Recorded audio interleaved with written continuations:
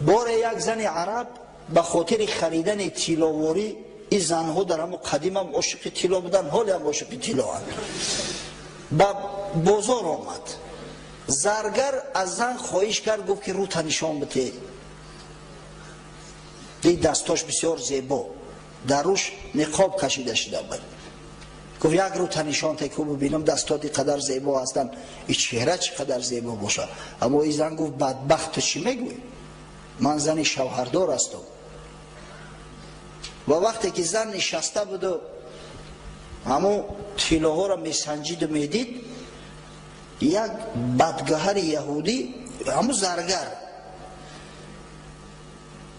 رومالش گرفت، نوکشه در زمین یک جا محکم کرد، گره کرد. وقتی بیچاره زن میخواست از جاش قایم شود، از بس که گره کرده شده بود نوکش، روش برهنه شد، گردناش برهنه شد.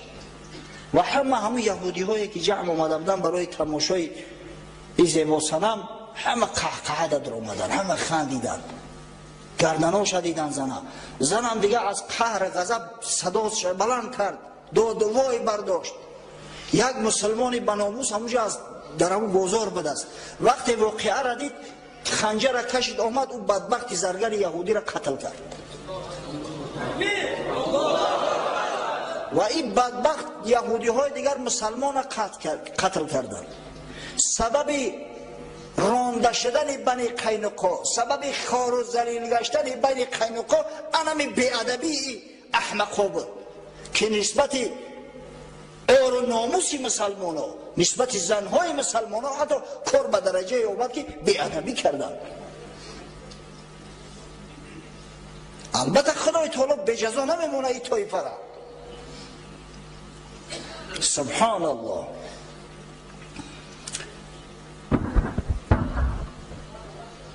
وقتی که رسول الله صلی الله علیه و سلم به مدینه آمد، بار قرشی ها آمدن نزد یهودی ها، جمعشون کردند، گفتند ای معشر یهود، شما اهل کتاب هستید، شما خدا پرست هستید، شما بین ما و بین محمد صلی الله علیه و سلم قضاوت کنید. ما بر حقیم یا محمد صلی الله علیه و سلم؟ کی به حق است؟ یهودی هایی که میدانستند که عرب مشرکند، قریش مشرکند، میدانستند که محمد صلی الله علیه و سلم مسلمان است، مسلمانایی که تمام پیغمبرای بنی اسرائیل پیغمبر خدا میدانند، حتی یک نفر اگر یک پیغمبری بنی اسرائیل انکار کرد او را کافر حکم میکنند. این نزد بنی اسرائیل آشکار بود و این پدر سوخته ها محمد صلی الله علیه و سلم از فرزندای خودشو بهتر شناخته بودند که این پیغمبر است. این چیزا میدانستند. با وجود این همه قدر تعصب داشتند، همه قدر جاهل خر احمق بودند که گفتن ای معشر قریش، قسم به خدا دین شما از دین اونا راستر و بهتر است. نعوذ بالله.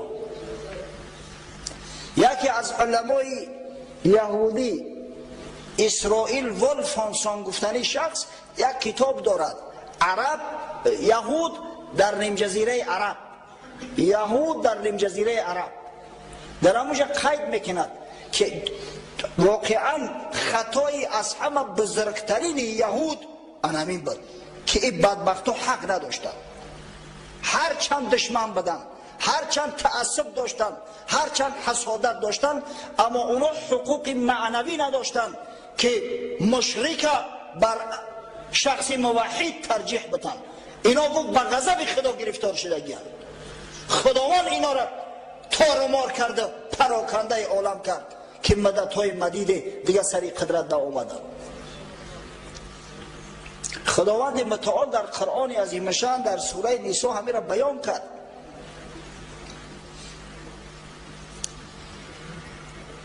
خدای بزرگ بیانش میکنه.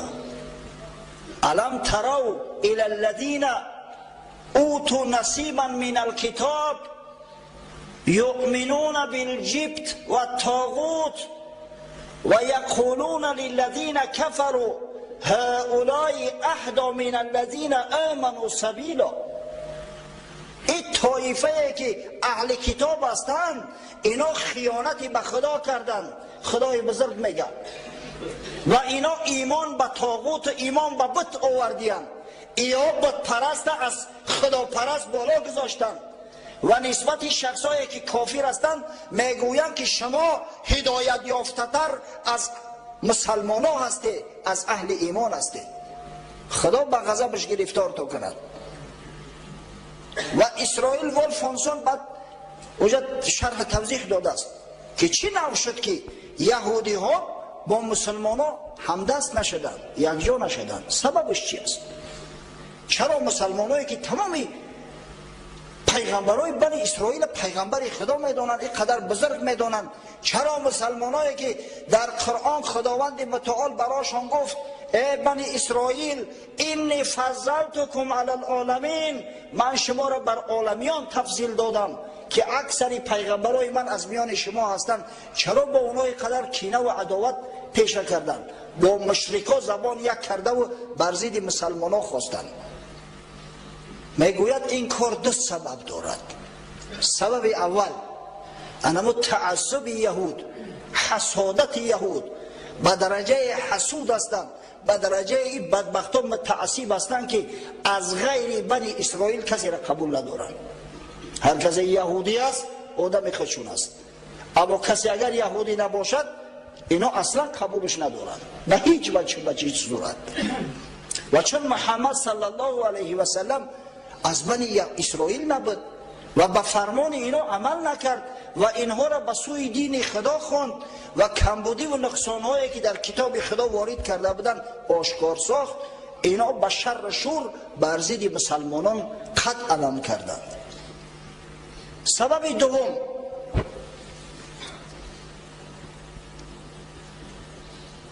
اما بدگوهری که در طینت بنی اسرائیل است. بنی اسرائیل در تاریخ پیغمبرکش معروفند، ولی ما یک اصطلاح داریم پیرکش. انمی بنی اسرائیل در تاریخ پیغمبرکشند. ده ها پیغمبرای بزرگ خدا را قتل کرده، یعنی بدبختا. از این خاطر است که خداوند اینا را مغضوب علیه گفت، به غضب خدا گرفتار شدگان. انا همون پیغمبرکشی و پیرکشیشون سرایت کرده بود در وجودشون، نه فقط به محمد صلی الله علیه و سلم. این قوم با تمامی پیغمبرای خدا قریب خیانت کردند. حضرت عیسی علیه السلام تا به هنوز نعوذ بالله حرامزاده میگن.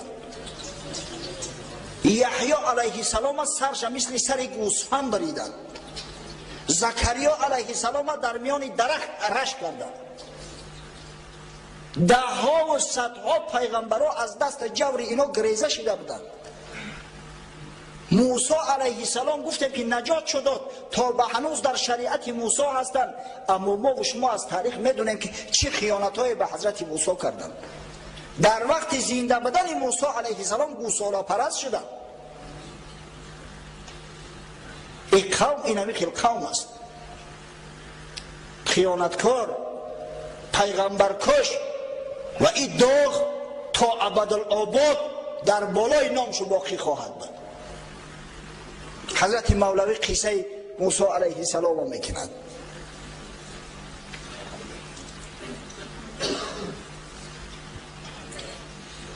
گفت موسی با یک مردی خیال که بدندش از شقاوت و زلال، صد گمانت بود در پیغمبریم، با چنین انصاف و این خلقی کریم. یک روز میگه حضرت موسی به غضب آمد، یک بدبخت یکی از همین سرورای بنی اسرائیل گیر کرد. حضرت موسی بسیار غضبناک بود، یدم مشتی آبدارش زد. بعد گفت که آخه ای پدرسگ، در من اینقدر تو بدگمان هستی، اینقدر معجزه های من را به چشم دیدی، با وجود اینقدر تو نسبت من بدگمان هستی؟ 100,000 معجزه دیدی زی من، صدگمانت میفیزود و شک زن. بجای آنکه معجزه های من باور یقینی تر زیاد کنن، برعکس شک شبه در دیوت زیاد میشد. ملعون. گرد از دریا برآوردم عیان، تا رهیده از شر فرعونیان. برای آنکه از چنگال فرعون نجات بیابد من گرد چنگ بحر بالا کرده گیام. حالا یک سوال است که آیا از زیر بحرم چنگ میبروید؟ جوابش همی است بله. در بحر احمر چنگ بالا شد وقتی که بنی اسرائیل از بحر گذشتن. بحر وقتی که در طرف تقسیم شده بود ز آسمان 40 ساله کاسه و خوان رسید. از دعایم جوی از سنگ جهید. آخه خانه تان بسوزه. گفت که 40 سال به دعای من خدای تعالی طعام شما را مهیا کرده است در بیابان. با یک دعا و با یک ضرب عصای من از یک سنگ خوره آب پرید. آب خورده 12 جوبار تقسیم شد. 12 سبت شما از همون آب میخورد. بانگ زد گوساله از جادویی سجده کرده که خدای من تی. اب پدرسک همین یک گوساله یک بار گفت تو در رفتی در پیش سجده کردی؟ چه نبودی بدگمان در حق او؟ چه نبودی شک چنین ای زیشت خو؟ آخه چرا در حق گوساله بدگمان نشدی؟ در حق موسی علیه السلام بدگمان بدی، در حق هارون علیه السلام بدگمان بدی، و چرا در حق یک گوساله بدگمان نشدی؟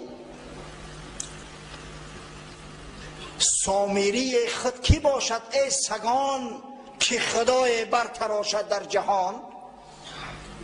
پیش گاو سجده کردی از خری، پیش گاو سجده کردی از خری. گشت عقلت صید سحری سامری. بعد حضرت مولوی شرحش میده که سببش چی بود. حضرت میگه چون که هر جنسی را باید جنسی خود گاو سوی شیر نر کی رو نهد. هر کس به همون جنسی خودش عمل میکنه. او موسی علیه السلام، عیسی علیه السلام، یحیی علیه السلام، زکریا علیه السلام و پیغمبرای اهل ایمان هستند. اونا پیغمبرای مسلمان ها هستند که مسلمان ها به قدرشون میرسند. شیخ احمد دیداد با یک نفر نصرانی بحث میکرد. در ضمن بحثش گفت در میان اپیسکوپای انگلیا بریتانیای کبیر یک تست گذروندن پنهانی با حامله شدن مریم بتول به شوهر. 67% اپیسکوپا میگه به همین شک داشتیم، باور نداشتیم. سبحان الله. اپیسکوپا ملاهای کلان نصرانی 67%ش شک داشتیم که عیسی علیه السلام به پدر تولد شده است. احمد دیداد خدا رحمتش کنه به یک افتخار گفت برای ما مسلمانان فقط آیه قرآن کفایه است